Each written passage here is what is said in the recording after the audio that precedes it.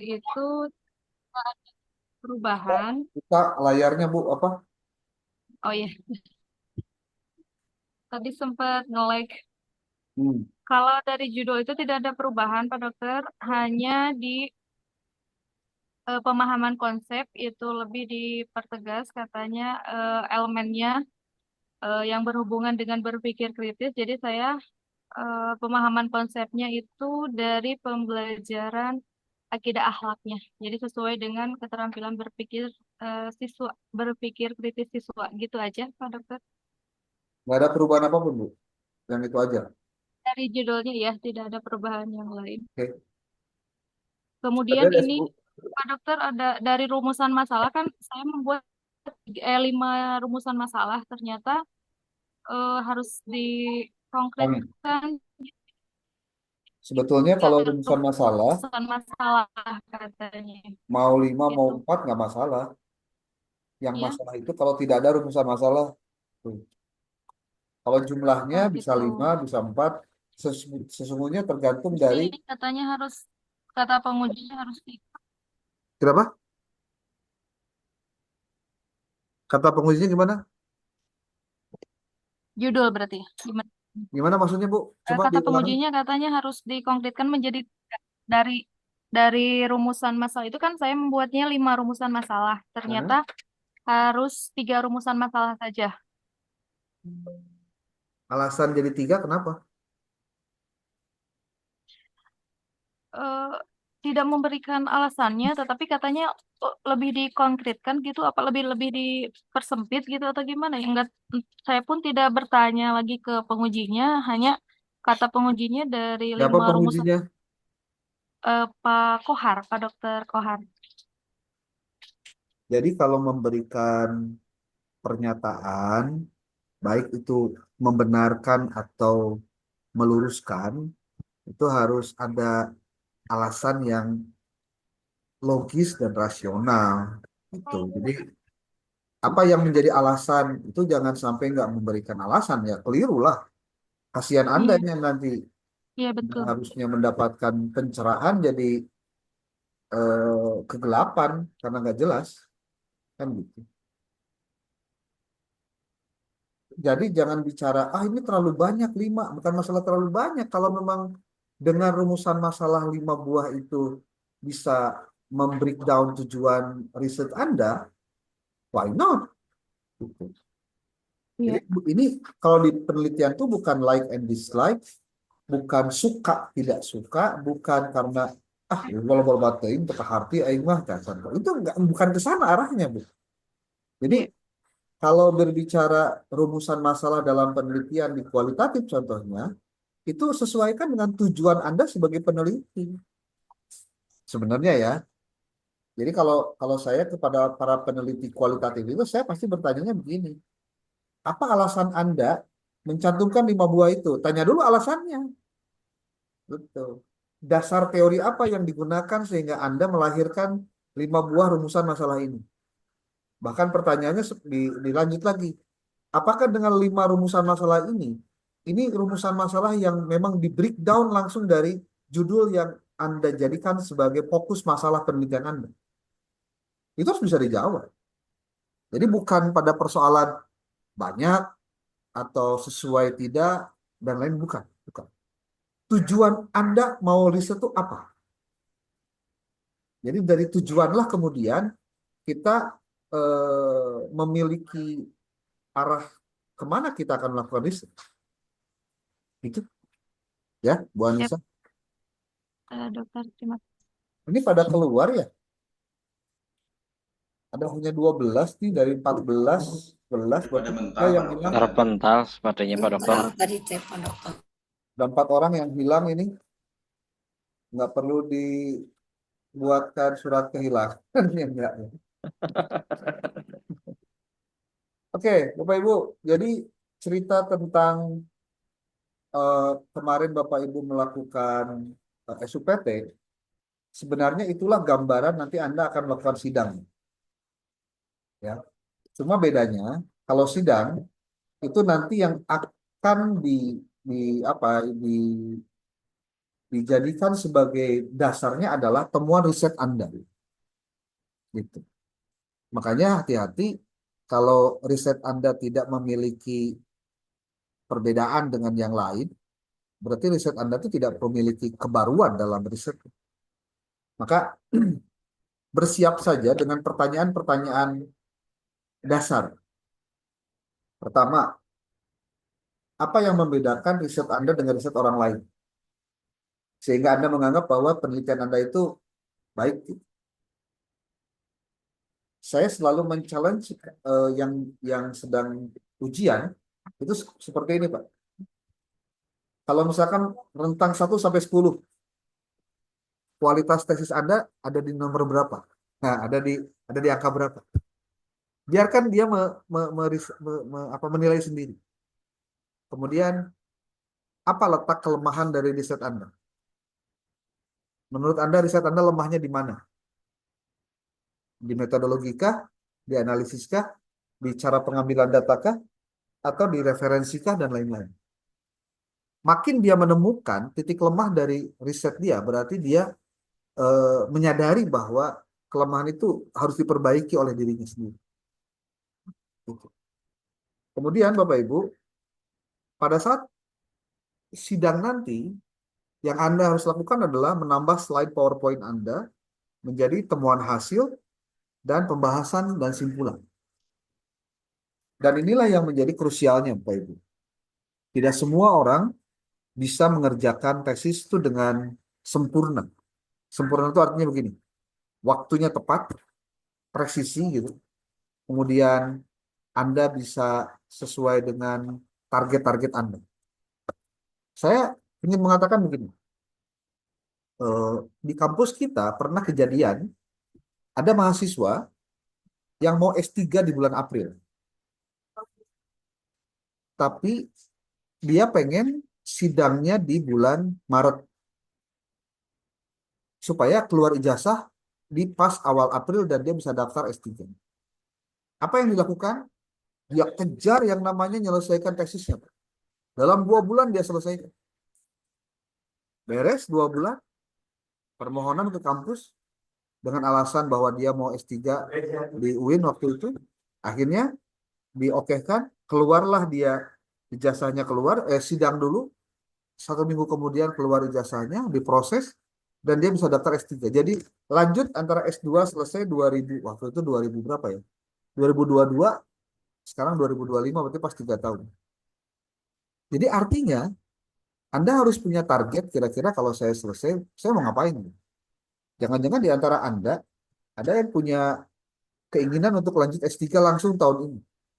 Maka saya sarankan, jangan tunda waktu Anda untuk kerjakan tesis Anda dalam rentang waktu Januari akhir sekarang, sampai dengan Februari dan Maret awal, itu harus sudah selesai.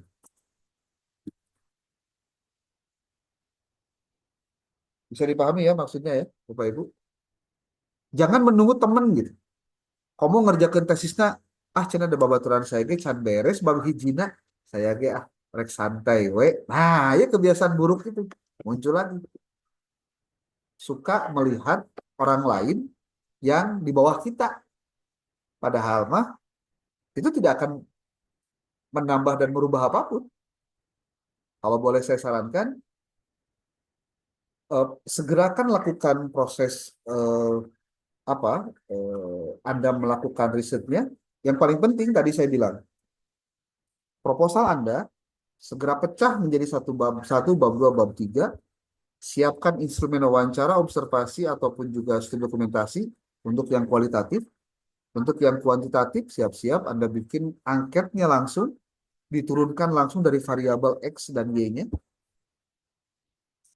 Anda bisa konsultasi ke siapapun, Anda nanya Google bisa, nanya ChatGPT bisa, nanya siapapun silakan. Yang penting Anda harus punya motivasi intrinsik yang lebih kuat daripada ekstrinsik di luar sana.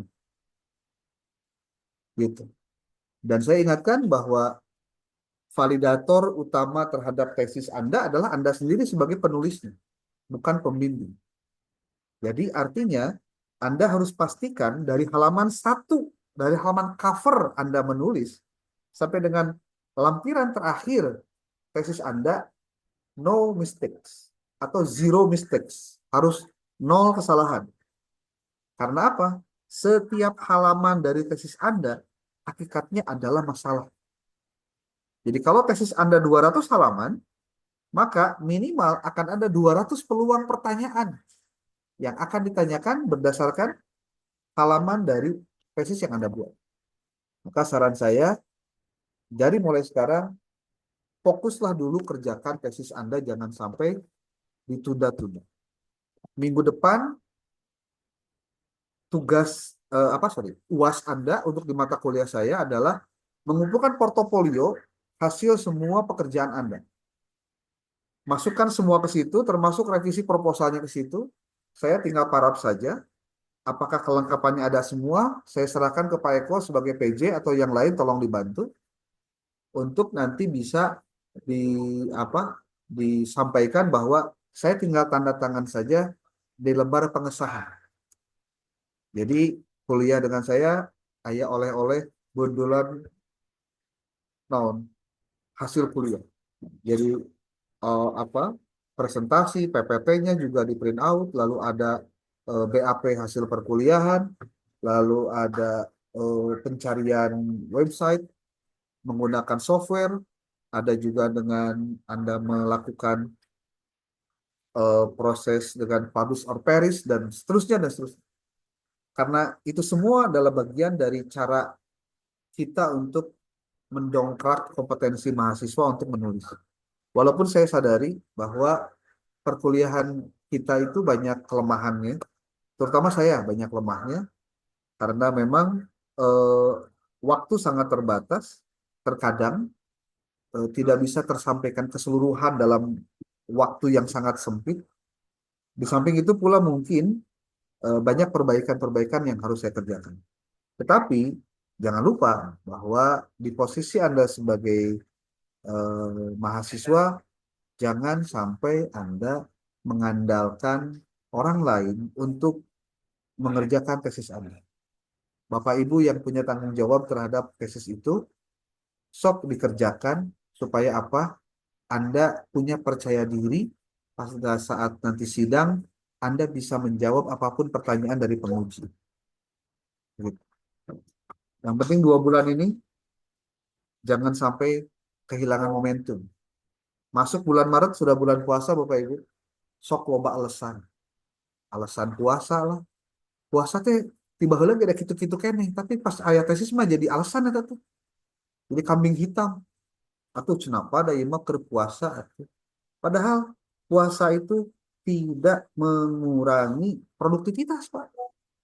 Bahkan Bapak Ibu bisa lebih fokus ketika saum sebenarnya. Coba sekali lagi, mindset kita lah yang membuat waktu itu menjadi sesuatu yang menghalangi aktivitas kita. Maka just keep going. Lanjut terus, jangan pernah berhenti. Ya, saya bisa di apa ya?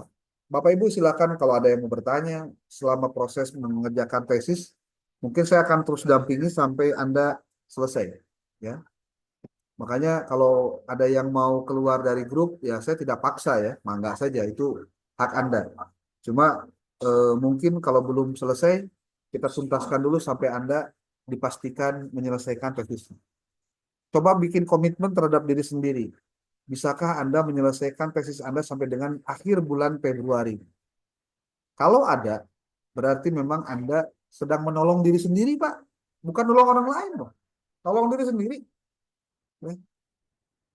Pokoknya mah ulah bakal loba ngarenghap jeung istirahat lah. Komo loba sare mah ripuh lah.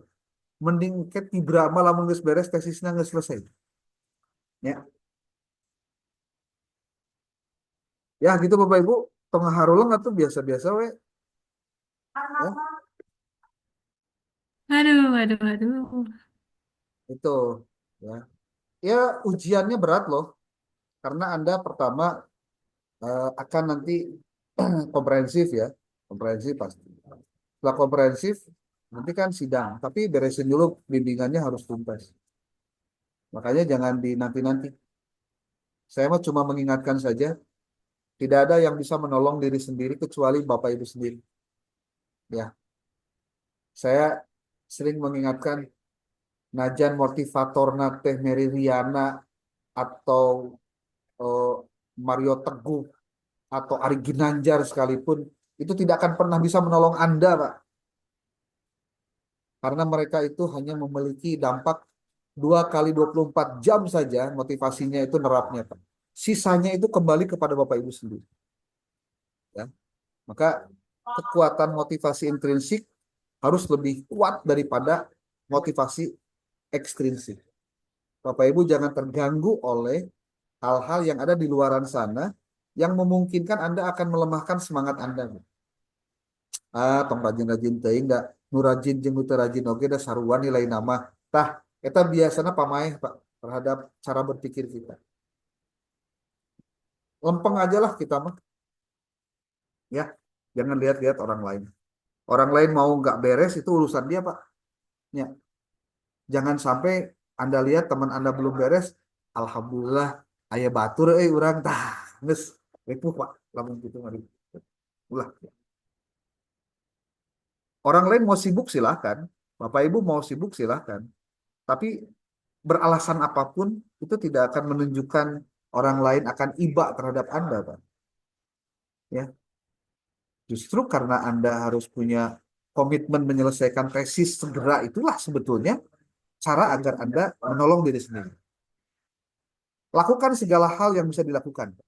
Bertanya, konfirmasi, konsultasi, datang ke kampus. Bapak Ibu percaya atau tidak, yang paling berat pada saat bimbingan itu adalah ngerjakan tesisna, geus beres ngerjakan tesisna, ngerjakan revisina, atau ngalangkahkan kaki hayang ketemu pembimbing, itu berat sekali. Berat sekali. Percaya atau tidak, Bapak Ibu sekarang ada tinggalnya di Sukabumi. Pembimbingnya orang Sukabumi dan lain-lainnya. Harusnya tidak ada masalah. Tapi percayalah, kita lihat nanti. Ayah nu beres nanti 4 bulan, 5 bulan, bahkan nu rek deket-deket kawisuda kakarek beres. Saya ngomong seperti ini karena sudah berapa belas, mungkin puluh kali ya, ketemu dengan mahasiswa pasca sarjana, terutama yang tesis, kasusnya sama, Pak. Alasan pekerjaan, uang, siap, apa? Pekerjaan, uang, kemudian keluarga, atau kesibukan sana sini dan lain-lain. Itulah yang kemudian yang membuat dia harus dimaklumi. Nah, itu Bapak Ibu jangan pernah mau menjadi orang yang dimaklumi, Pak. Oh, maklum deh, saya tamada riwe sibuk, tak jadi we teu beres-beres. Tengenah teh, Pak. Ya, Bapak Ibu. Entong jadi jelema nu dimaklum lah. Kan dina pikih oge nu dimaklum teh nu kumaha nya, Bapak Ibu. Apal meureun. Ya. Hah? Penting ngerti aja orang Inggris ya. Education. Oke, ada pertanyaan boleh, silakan.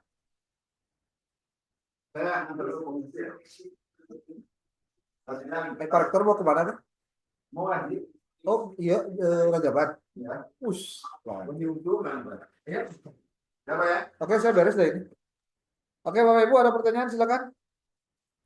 Izin bertanya Pak Dokter, ini ya Boleh. terkait penelitian saya itu lemahnya dalam hal referensi. Nanti mungkin di dalam kajian teori, bagaimana ya cara mengembangkannya seperti kemarin kan di latar belakang masalah. Jadi kita tuh dari yang umum dulu menjelaskan tentang pendidikan bla bla bla gitu ya. Sementara kan kata Pak Dokter itu kalau sebaiknya langsung aja gitu sesuai dengan judul kita, misalkan fokusnya Ya. langsung ke itu kan dia. Nah, itu cara membatasinya bagaimana gitu karena saya merasa lemah dalam hal nanti Oke, teori-teorinya gitu Bu referensi. Dewi kualitatif kuantitatif. Wal, Kuali. Tema iya. intinya apa, Bu? Coba Tema coba intinya di sini disebutkan keterampilan. judulnya, Bu. Judulnya sebutkan judul. Ini judul yang ngasih revisi ya, dampak penerapan keterampilan interpersonal. Nah, itu keterampilan interpersonal berarti satu.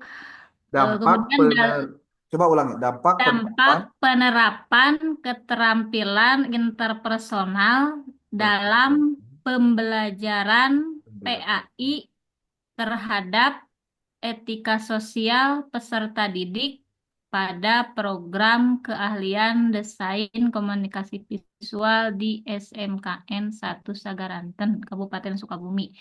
Nah, mungkin teori-teori yang harus diperdalamnya itu di bagian mananya gitu. Ini, Bu, ini kan dampak penerapan keterampilan interpersonal dalam pembelajaran PAI terhadap etika sosial kan gitu peserta Iya, didik. iya, peserta didik ya. Jadi fokusnya sebetulnya di mana? Kan gitu harus tahu dulu nih fokusnya. Iya. Ini yang jadi variabelnya apa saja sih ini teh? Ingat ya, kualitatif pun itu ada variabelnya. Karena nu ngaranna penelitian mah mau mungkin tak ya variabel karena variabel itu sumber masalahnya, Bu. Gitu. Ya. Nah, sekarang saya tanya dulu ke Bu Dewi ya. Kalau saya nanya ke Bu Dewi, dari judul Anda, apa saja variabel penting yang bisa diangkat yang bisa jadikan fokus dalam riset Anda? Keterampilan interpersonal, Nah, itu yang keliru, Bu. apa tuh? Penerapan, Ada pembelajaran. tong tong cocokologi itu tong hiji-hiji di papai papai. Ada. Fokusnya itu pada etika sosial peserta didik, Bu. Jadi, pada saat Anda menuliskan latar belakang, mulailah dari Oh, putus-putus fenomena-fenomena suaranya. etika sosial peserta didik. Gitu. Bagaimana bagaimana etika sosial peserta didik saat ini? Fenomenanya seperti apa? Gitu. Jadi yang disebut dari umum ke khusus itu lain ngebahas jauh-jauh banget pendidikan adalah bla bla bla. Udah, jauh teuing. Tapi dari yang menjadi kira-kira fokus masalah dalam variabel Bapak Ibu apa? Toh, tadi judul Bu Dewi itu dampak penerapan keterampilan interpersonal dalam pembelajaran PI terhadap etika sosial peserta didik. Apa yang menjadi fokus utama dalam riset ini? Sebetulnya adalah etika sosial peserta didik. Dengan alasan bahwa etika sosial peserta didik itu lemah. Udah, satu. Atau kurang. Kurang berhasil. Iya. Lalu ditanya, bagaimana dong kalau begitu cara penerapan, cara meningkatkan etika sosial? Salah satunya dengan melakukannya di proses pembelajaran, di mata pelajaran PAI. Dengan cara apa? Menerapkan keterampilan interpersonal. Kan gitu sebenarnya. Paham ya Bu ya? Jadi kalau kalau Iya, dalam jadi riset, yang pertama diangkat itu berarti harusnya etika sosialnya nah dulu ya, itu etika peserta sosial. didiknya, walaupun itu menjadi variabel yang di bawah gitu posisinya. Bukan, ini bukan masalah variabel di bawah atau tidak, Kade. Iya, Bapak Ibu. iya. Nih buat Bapak Ibu yang kebetulan tema risetnya atau pendekatannya kuantitatif, hati-hati. Anda harus memulainya dari Y-nya, bukan dari X-nya. Untuk yang kuantitatif ya. Nah, untuk Anda yang kualitatif, Anda tinggal lihat aja judulnya. Kira-kira dengan judul seperti ini, seperti tadi Bu Dewi ya, dampak penerapan keterampilan interpersonal dalam pembelajaran PAI terhadap etika sosial peserta didik. Apa yang harus diangkat terlebih dahulu fenomenanya? Yang harus diangkat fenomenanya terlebih dahulu adalah bagian etika sosial peserta didiknya, Bu. Iya, iya, iya, iya. Cari dalam riset-riset yang ada di Google Scholar tentang etika sosial peserta didik kayak gimana, Ibu melihat. Nah, maka saya sarankan, Bu, dapatkan informasi ataupun data ataupun apa sebutnya eh, keterangan-keterangan yang dekat dengan ibu. Lamun ibu tinggal di Sagaranten, ayo itu kejadian di Sagaranten anu sudah pernah masuk di koran online terkait dengan etika sosial siswa. Itu lebih enak lagi. Itu. Jadi ulah neangan di Aceh contoh jauh tuh sebenarnya mah. Nu dekat kan Sukabumi gitu. Karena kita mau risetnya juga kan di Sukabumi. Itu Bu. Iya, iya. Jadi mulailah dari etika sosial peserta didik. Ini bukan masalah di bawah ataupun terakhir atau variabel X. No, bukan variabel Y. Bukan. Tapi yang akan dijadikan sebagai fokus pertama pembahasan pada saat kita bicara tentang latar belakang masalah. Gitu, Bu.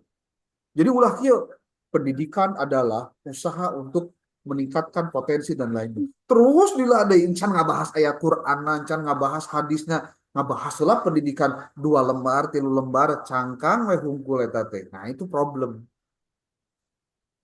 Tapi kalau kita mengambil salah satu teori tentang pendidikan aja bisa dicantumkan. Relevan nggak? Kalau tidak relevan, ngapain dibahas? Jadi maksud saya, Nggak usah ya. fokuslah pada variabel-variabel yang jadi fokus penelitian lo ibu. Gitu loh. Tong kemana-mana. Kade, di orang tuh sok hayang kemana-mana, itu tuh masalah nama. Hayang ngebahas panjang lebar, tapi tidak jelas. Jadi yang harus dibahas oleh Anda di judul Anda adalah pertama, etika sosial peserta didik, bagaimana fenomenanya. Itu Bu. Coba fenomenanya seperti apa? Kutip dari laporan koran, apa mungkin dari laporan polisi, atau dari kegelisahan sebagian pengamat atau hasil riset terkait dengan bagaimana ternyata etika sosial peserta didik yang selama ini terjadi. Akibat apa etate? Sebutkan alasannya. Terus munculkan solusi. Solusinya adalah dengan melakukan pembelajaran PAI yang benar. Dengan cara apa pembelajaran PAI benar itu? Dengan menerapkan salah satunya adalah keterampilan interpersonal. Etage ibu harus mengutip referensi-referensi juga kan gitu. Itu Bu. Mudah-mudahan bisa dimaklumi dan bisa dipahami maksudnya ya. Bu Dewi, gimana? Iya, iya.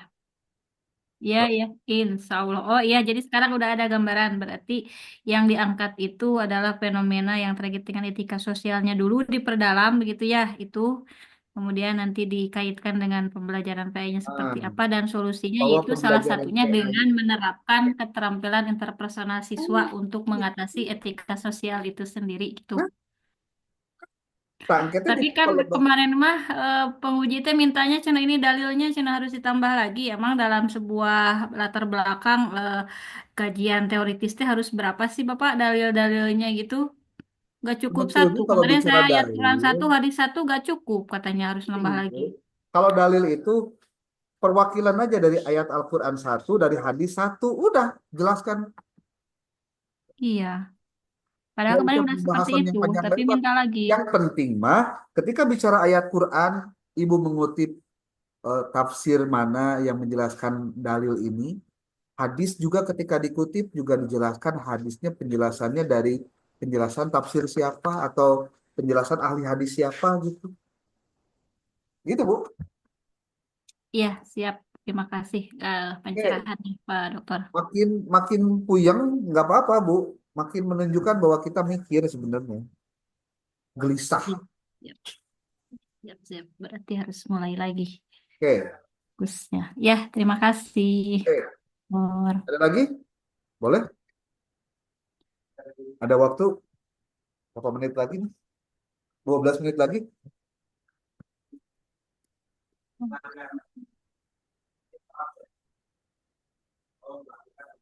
Atau sudah? Ah, mudah-mudahan sudah. Saya berdoa mudah-mudahan sing pararahan, ya Allah. Paling hesetnya dan membuat paham orang. Makanya doa anaknya kan naonnya eh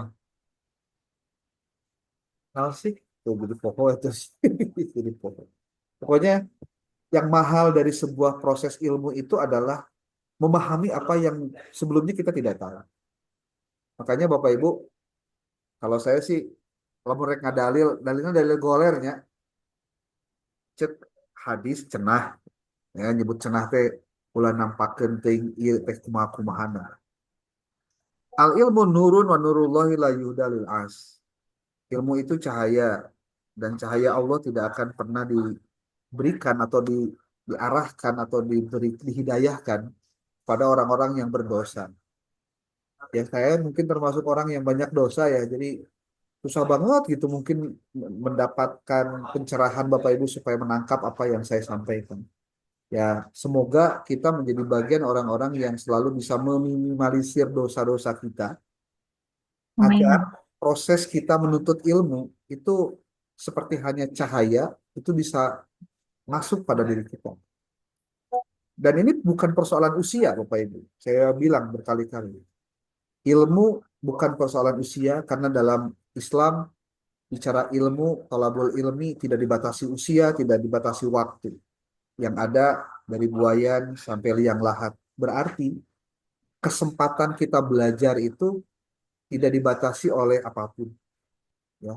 Maka mintalah kepada Allah supaya apa yang kita pelajari bisa memahamkan diri kita, pada akhirnya bisa menjauhkan kita dari kemaksiatan, kan gitu. Nah, dampak dari sebuah proses belajar yang wise itu artinya bijak, adalah ketika ilmu yang kita miliki justru harus mendekatkan diri kita kepada Allah Subhanahu wa Ta'ala, bukan malah menjauhkan. Gitu.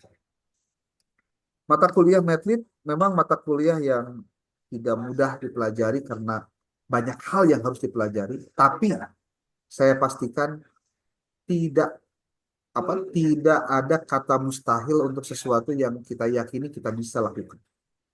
Yang penting bismillah, lalu belajar, banyak bertanya, dan jangan baper kalau kemudian orang sepertinya tidak peduli, ya berarti kita salah orang.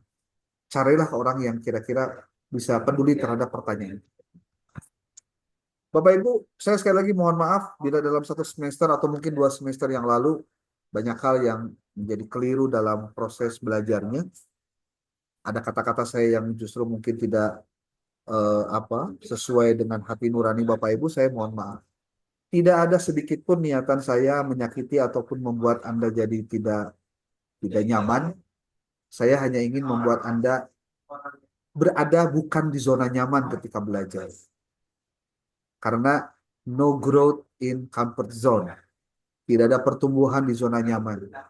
Harus Bapak Ibu diganggu zona nyamannya supaya selalu ingat bahwa kita sedang dalam perjalanan menuntut ilmu. Ya. Dan jangan berhenti menuntut ilmu walaupun Bapak Ibu sudah selesai S2-nya. Jadi belajarnya jangan sampai hanya sebatas selesai digelar. Nah, itu jangan. Harus terus belajar itu, Pak. Belajar. Saya sangat senang kalau Bapak Ibu merambah pada hal-hal lain yang kira-kira itu justru meningkatkan kemampuan kita yang tidak pernah kita bayangkan sebelumnya. Saya sudah sering mengatakan ini. Lakukanlah apa yang belum pernah dilakukan, karena Bapak Ibu akan mendapatkan sesuatu yang belum pernah Bapak Ibu dapatkan. Jadi jangan pernah khawatir kalau pas mengerjakan sesuatu, aduh orang tuh bisa ya, karena ini mah kakarek anyar. Ya justru karena baru ke pertama itulah kesempatan kita untuk bisa mempelajari hal-hal yang belum pernah kita dapatkan. Karena kalau kita mengerjakan yang belum pernah kita lakukan, kita akan mendapatkan pengalaman yang sebelumnya kita belum pernah dapatkan. Bapak Ibu selalu berdoa agar Allah berikan kemudahan kita dalam berproses menyelesaikan kuliah ini. Semoga tetap istiqomah dan jangan pernah ada yang mau cuti, ngarenghap heula, eureun, ataupun bima nyerah Pak, ulah. Jangan, Bapak Ibu. Ya. Masalah biaya, salila BJB masih bisa digedoran Pak, gedoran Pak. Imah contoh. Atau lamun teu BJB BRI lah. Atau lamun teu Imah Mitoha atau naon lah terserah. Pokoknya kumaha carana bisa beres. Ya. Jangan biaya menjadi gangguan Bapak Ibu. Karena apa? Karena belum tentu kalau Bapak Ibu saya mari tahun hareup we ngabereskeun anak. Tahun hareup boga duit cantang tuh dibereskeun karena kuliah, Pak. Jadi ya udah selesaikan sekarang. Jangan dikangke. Ya. Jangan pernah banyak alasan Bapak Ibu. Ya.